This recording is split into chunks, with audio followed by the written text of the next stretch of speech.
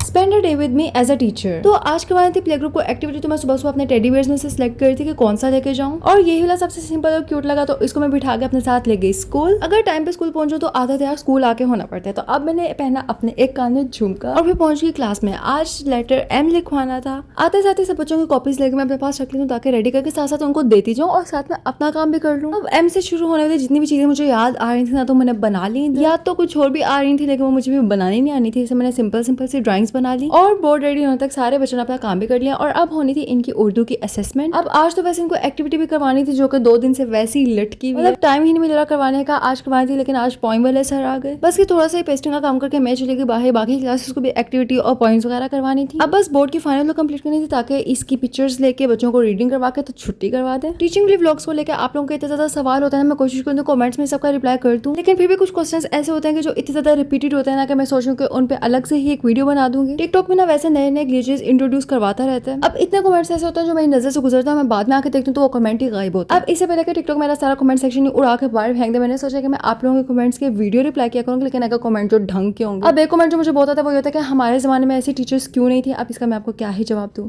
बच्चों का सारा काम डन होगा तो अब बच्चों को होगी छुट्टी, लेकिन टीचर्स को कहाँ छुट्टी होती है, हमें आगे पेपर्स चेक करने के लिए। और आज के इन पेपर्स में तो बच्चों ने मतलब अल्ट्रा प्रो मैक्स कमाल ही दिखा दिया। मतलब आपकी झूठ की डेफिनेशन खुद अपनी आंखों से पढ़ लो, मैं क्या ही बोलूं। पेपर भी डन हो गए, सब कुछ हो गया, लेकिन मेरा आउटफिट चेक तो रह गया। अब सुबह सुबह मैंने एक कमेंट पढ़ लिया, वो कह रही थी कि आप एक ही टाइप की ड्रेसिंग करती हैं क्या सिर्फ। मैंने सोचा आज मुझे स्कर्ट के अलावा कुछ और भी पहन लेना चाहिए। ये फैसला मेरे लिए बहुत मुश्किल था पर मैंने कर लिया। सुबह मैं लेट तैयार होती हूँ तो बाहर बाबा को वेट करवाती हूँ, तो इस टाइम बाबा मुझसे बदला लेते हैं और वो मुझे वेट करवाते हैं। घर तो मामा ने मेरे लिए बर्गर बना के रखा हुआ और वहाँ मुझे शुरू से ऐसे खाना देती है ताकि मैं खा लिया करूँ खुशी खुशी। और बात तो ऐसे खाना ना दें तो मुझसे खाया भी नहीं जाता। बस ये था आज के लिए, मिलते हैं नेक्स्ट वीडियो में, तब तक के लिए फॉलो कर चो, बाय बाय।